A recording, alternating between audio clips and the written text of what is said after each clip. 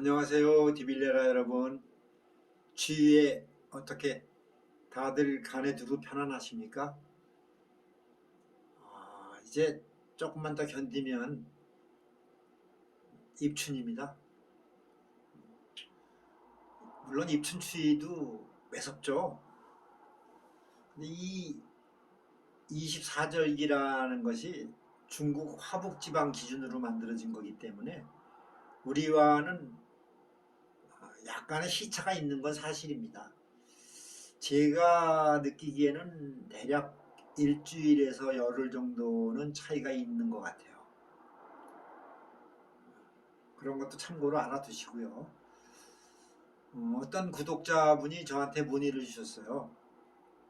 이 방송의 그 취지와 목적은 민중 정신 계몽 운동으로 알고 있는데 요즘에 계속 그 무속 관련 영상만 올라온다. 어떻게 생각해야 되느냐. 그래서 참 고맙습니다. 그렇게 말씀을 해주시니 관심 있게 보셨는 모양이에요. 그런데 저는 뭐 초지일관 말씀드리는데 저는 무속인으로서 우리나라 그 전통 민속 신앙을 바탕으로 한 그 정명 운동을 펼쳐나가는 게 제 꿈이기 때문에 뭐 조금도 변질되거나 변한 건 없습니다. 그런 건 없고 제가 무속인으로서 이제 무속계 입문 과정 그리고 우리나라 무속계의 문제점과 어떤 보완해야 될 점들 이런 것들을 여러분들하고 같이 공유하면서 같이 이제 꾸며나가는데 생각보다 좀 분량이 많아지더라고요. 그리고 저는 무속 관련 영상은 아마 이제 거의 끝나갑니다.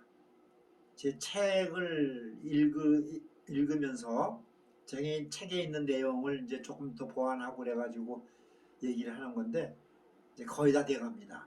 제가 그 가막산에서 본의 아니게 그냥 벼랑간 내려오게 됐잖아요. 쫓겨서. 그래가지고 이제 다음 목적지는 어차피 이제 서울로 잡았었거든요. 서울 그 북한산으로 인왕산으로 해서 산을 한 바퀴 돌고 사실은 주된 목적지는 어디였냐면은 원효로 쪽에 서울 원효로 쪽에 그 주소까지는 제가 기억이 안 나는데 우리 남이 장군님의 그 사당이 있습니다. 거기 가서 이제 제가 인사도 드리고 그다음에 어떤 기운도 받고 싶고 그래서 거길 목적지로 했는데 서울 그 산은 이제 한번 훑어 내려가는 그런 계획을 잡았었죠. 뭐 기왕에 이제 남이 장군 할아버지 얘기를 좀 해야 되겠어요. 첫째로 말씀드릴 거는 그 옛날 우리가 그 이순신 장군님을 얘기할 때 충무공이라고 하잖아요. 근데 그 사실 그 충무공이라는 그 휘호는 우리나라에 몇 분 계시더라고요. 그 충무공을 받으신 분들이. 그 충무공 이순신 장군만 떠올리는데 그렇지 않더라고요. 저도 몰랐어요, 사실은. 근데 우리 남이 장군 할아버지도 충무공이십니다. 억울하게 이제 누명을 쓰고 돌아가셨는데 그리고 또 한 가지 말씀드릴 거는 그 저 가평인가 어디 쪽에 남이섬이라고 있잖아요. 그 남이섬이 왜 남이섬인가? 저는 지금도 사실 그거 참 그 생각만 해보면 조금 화가 나요. 왜냐? 그 남이섬이라는 것은 이제 인공섬인데 그 뭐 일본 제일동포나 뭐 옛날 그쪽 계열 사람들이 투자를 해서 만드는 그 관광지로 알고 있거든요. 그런데 사실은 우리 남이장군 할아버지와는 아무런 연관도 없어요. 저도 처음에는 이게 무슨 우리 문중하고 무슨 관계가 있는 줄 알았었어요. 근데 보니까 그건 아니고, 또 거기에 뭐 어떤 가묘도 만들어 놨다고 그러더라고요. 전 가보진 않았는데 그걸 참 지금도 이해가 안 가요. 왜 남이장군을 거기에 갖다가 붙여서 사업을 하는가, 나는 좀 이해가 안 가는데, 어쨌든 남이장군 할아버지는 지금 산소가 묘가 경기도 화성군 비봉면에 있습니다. 매년 또 행사도 하죠. 묘제를 하고, 또 용산, 서울 용산 쪽에서는 매년 남이장군 대제라는 것을 가두행진도 하고 뭐 꽤 행사가 컸었어요. 요새는 아마 코로나 이후로 해서 좀 잠정적으로 없앤 건지 소멸된 건지는 모르겠어요. 요새 좀 신경을 못 써가지고 뭐 그런 편입니다. 그리고 남이장군님 얘기를 좀 제가 해드려야 되는데, 남이장군님이 어렸을 때 14살 때인가 그때라 그러죠. 그때 떡장수가 이제 떡을 이고 지고 머리에 이고 걸어가는데, 뭐 이제 전설 같은 얘기죠. 웬 귀신이 뭐라니까 광줄이라 그래나, 거기에 붙어서 가는 걸 봤다는 거야. 그래갖고 이제 14살이면 이제 10대 때잖아요. 근데 쫓아갔대요, 그거를. 그러니까 이제 남이장군님한테만 보인 거지. 쫓아갔는데 좀 있다가 이제 어떤 큰 어떤 기와집으로 들어갔는데, 꽤 이제 행색계나 하는 집안이었겠죠. 그런데 좀 있으니까 안에서 막 울음소리가 들리고 뭐 굉장히 시끄럽더라는 거야. 그 이제 14살이 한참 이제 혈기왕성할 때니까 따라 들어가고, 이제 또 원래 남이장군님이 왕족이에요. 수양대군 세조와 예종 그 아들, 그쪽으로 해서 이제 외갓집으로 왕족이 됩니다. 그건 좀 이따 얘기해 드릴게요. 그러니까 당당하게 들어가서 이리 오너라 해갖고 들어갔겠죠. 그러니까 왜 울음소리가 이렇게 들리는 거 했더니, 이 집 교수가 갑자기 그냥 다 죽어간다는 거야. 그 떡을 먹었겠지. 그런데 남이장군 눈에 보였으니까, 그래갖고 이제 그 귀신을 이제 처리를 하고 그래서 살려냈다. 뭐 꽤 아는 분들은 많이 있어요, 이런 거. 옛날 얘기지만. 근데 어쨌든 남이장군 할아버지가 그 집 교수를 살려주고 나중에 인연이 돼가지고 혼인까지 하셨다고 하더라고요. 참 재미난 얘기죠. 그리고 남이장군님을 얘기할 때 또 빼먹을 수 없는 게, 어려서부터 그냥 기골이 장대하고 힘이 장사였대잖아요. 무술도 뛰어나고. 그런데 옛날에는 세자 왕자들 외갓집에서 출산을 하고 거기서 일정 기간을 좀 보낸 다음에 조금 커서 아마 궁궐로 들어오는 그런 관습이 있었나 봐요. 관습인지 관례인지 모르겠는데, 그게 아마 이제 어떤 뭐 미신만은 아니고 근거가 있더라고요. 그 외갓집에서 그러니까 친정에서 아기를 낳아서, 옛날엔 다 친정에서 아기를 낳잖아요.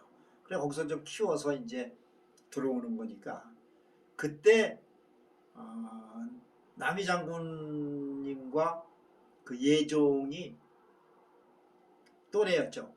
그래갖고 어려서부터 같이 자란 거지 거기서.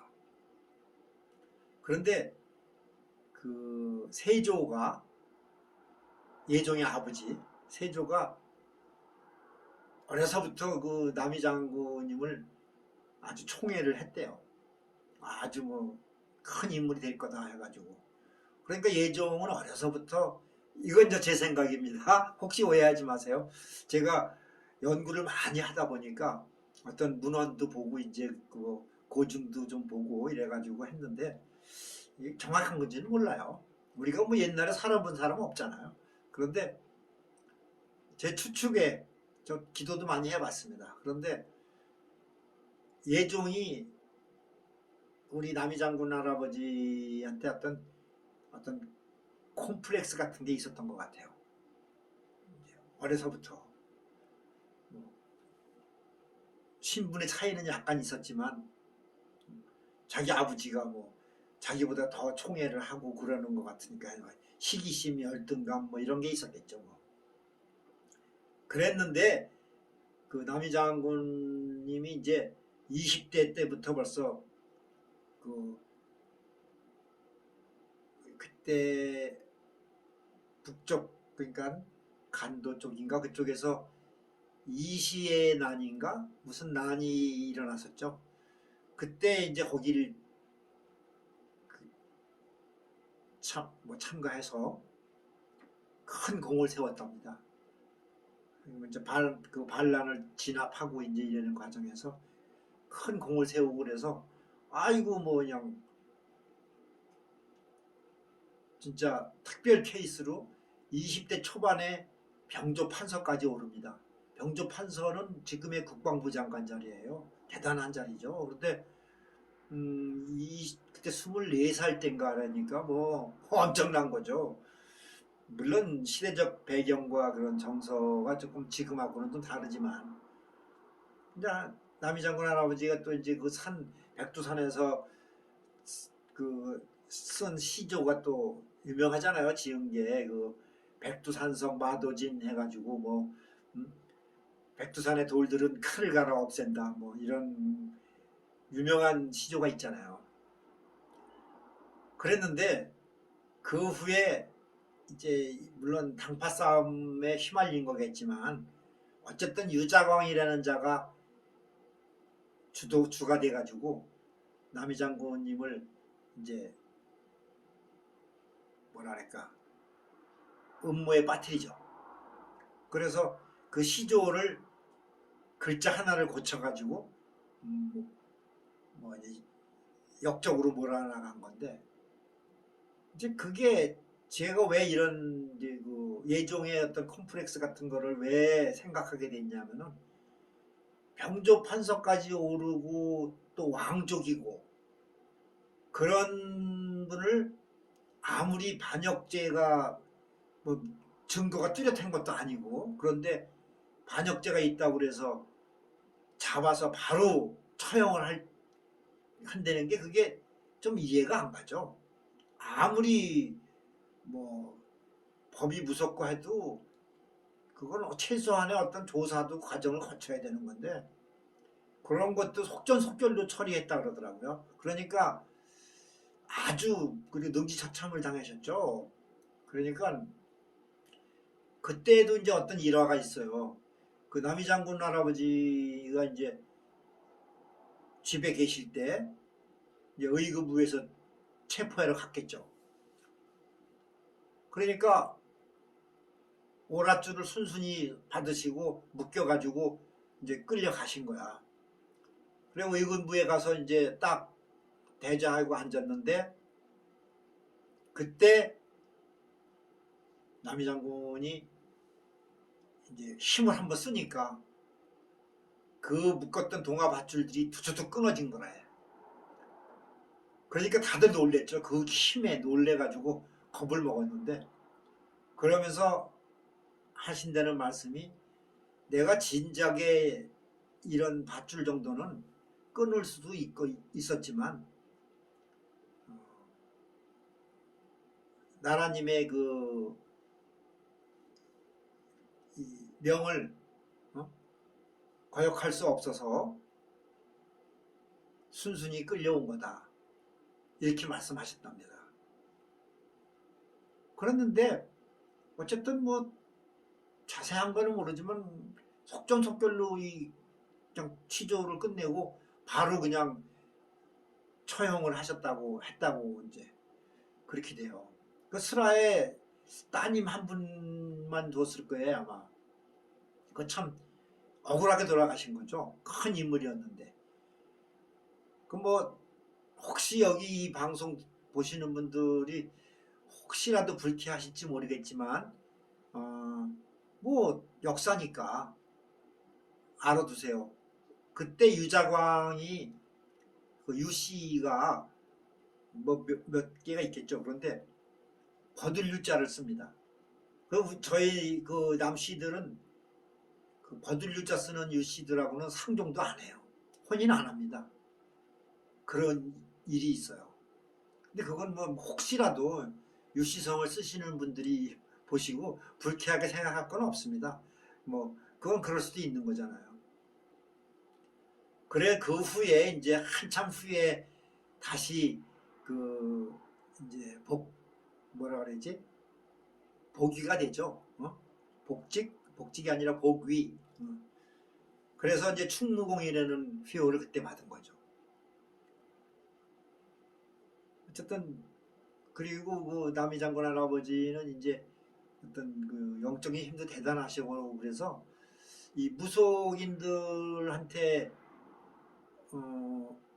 굉장히 그 추앙받는 신령 중에 한 분입니다.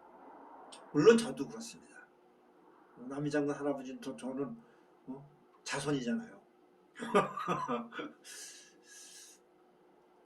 그런데 그 남이 장군 대제가 매년 있었는데 요새는 좀 어떻게 된 건지 좀 저도 말 나온 김에 한번 좀 찾아봐야 되겠어요.